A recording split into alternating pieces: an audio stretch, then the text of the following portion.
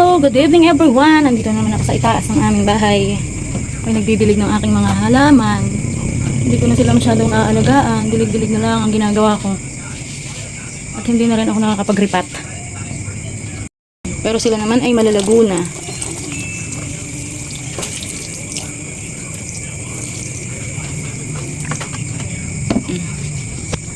Ito kailangan kong i-ripat.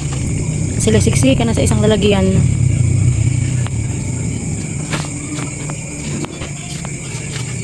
Ito, marami din itong anak.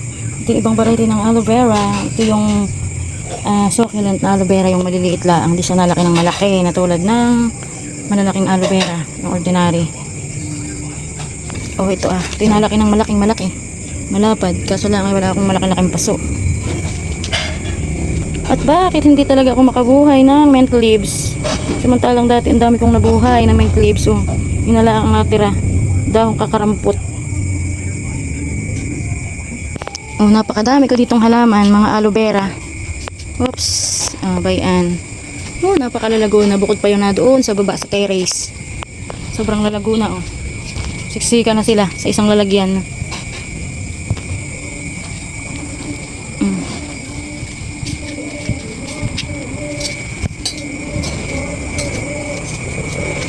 Tapos ito, ay nagbubulaklak na ang aking mga cactus. Ayan. Mga bay walang bulaklak.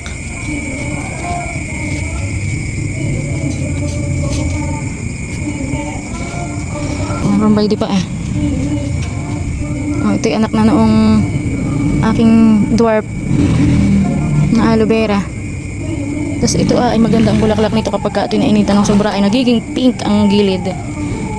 Kasi dito hindi masyadong mainit kaya ganun lang ang kulay. Siksika na sa isang lalagyan. Ito ay pinutol ko. Pero lumalaki.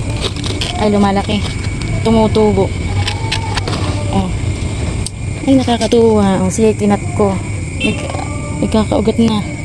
Tapos may mga tubo pa. Cute. Basta ko lang nilalapat dito sa lupa. Yan, basta lang siya nakalapat. Ito ganun din. Pinutol. Nagkakaugat na rin na to. May maliliit. Basta ipatong ko lang sa lupa. Umuugat ng kanya. At ba ito yung pinagputulan ko. Tingnan ninyo. Madaming tubo. Maliliit. Pati dahon na iyan. Tumutubo. Ito ang leaf propagation. O leaf propa. Lalapat lang sa lupa ay natubo na. Tapos ba ito yung pinakang dulo niya. May ugat na rin. Ayan, natapos na ako. Doon naman ako sa baba magdidilig sa terrace.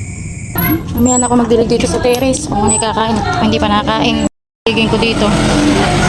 Napakalalago na rin ang aking mga aloe vera. Ayan, hanggang doon sa dulo. At baby pa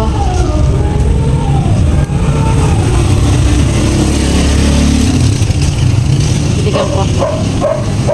Pwede halamang gamot, ashitaba. Tapos may tsaang gubat. At ito pa ang aking mga jade plant na maliliit. Itanim din akong kalamansi. Nakibubunga ng kalamansi kung may bulaklak. Pero bakit parang natutuyo yata. So ayun, mamaya ako na lang sila diligin. Ako muna ikakain sa baba.